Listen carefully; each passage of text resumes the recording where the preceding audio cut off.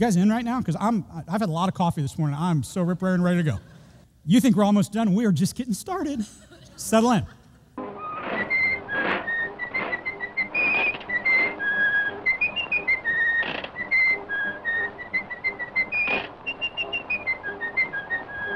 Today, I got to tell you, I'm a little fired up today, okay? Some of you thinking, really? How's that different than normal?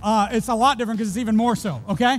They asked the most wealthy elite, the top of the food chain, top earners, when they respond to this question, what does it mean to be rich? They said to have no debt and have $5 million in assets. I'd take no debt and like $10 in assets, right? I live on the other side of Kings Island. That's like a whole other world over there. I live in South Lebanon, Mainville area. I mean, it's a different world, right? You don't believe me? Go to Walmart for 20 minutes over there, man. It's just weird. I'm pretty sure that people at Walmart website was based off of our region over there on our side of town. If you haven't seen that website, do your eyes a favor and don't ever go there, okay? See, if you would have been the person to follow Bill Gates, she would have put you in the same category as Bill Gates. Some of you guys are like, please don't do that to me. Apple all the way, right? Some Windows folks are like, we got to find a new church now.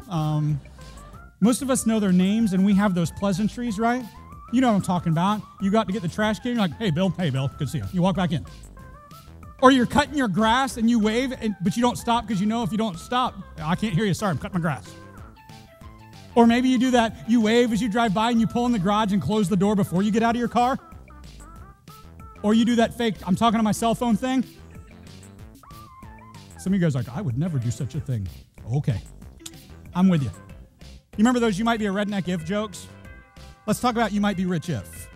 You ever stood in front of a cabinet full of food or maybe your pantry and said, we ain't got nothing to eat? You ever walked in your closet full of clothes and went, I got nothing to wear?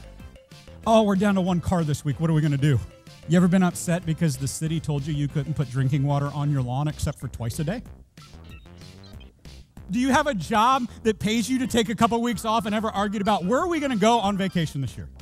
You ever have money lying around that you just really don't know what it's for? I don't. I'm just curious. If you do. If you do, though, you might be rich. I don't know if you ever watched the show growing up. I watched Home Improvement, Tim the Toolman Taylor. Anybody ever watch this show? Every guy's like, yeah. Some of you are like, those appliances have been in our house since 68. They're still rolling. That's because they made things good in 1968. They made them to last for 50 years, not for 15 minutes.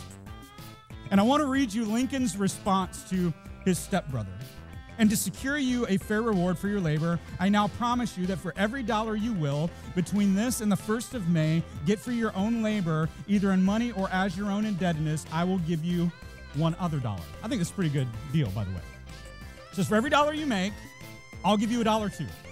By this, if you hire yourself at $10 a month, from me, you will get 10 more a month, making $20 a month for your work. I like that he spells it out so simply. Like, let me explain to you how math works, good brother. If you make 10 and I give you 10, you know how much you have? You have 20. Then if you make 20 and I give you 20, how much do you have, good brother? You have 40. Again, he's speaking so simply. If you go to work and you save your money, you won't have debt. It's almost like that Steve Martin skit. Wait a minute, if we don't spend money, we have money. Yes. But I love, like when my girls, like we know we've got them the perfect gift, and they tear into it, and they get that shaky, giddy little kid thing. I don't know why we lose that as adults. Wouldn't it be awesome you opened a gift and you just shook on the floor and ran all around the house and screamed? It's always a funny stat when somebody says it, but the death toll for humanity still teeters right around 100%. It's going to happen to all of us. When God says in Scripture, the tithe belongs to me, that hasn't changed. In fact, technically, if God lined up with our government, he would have increased it to 15 or 20%. Be thankful he stayed at 10.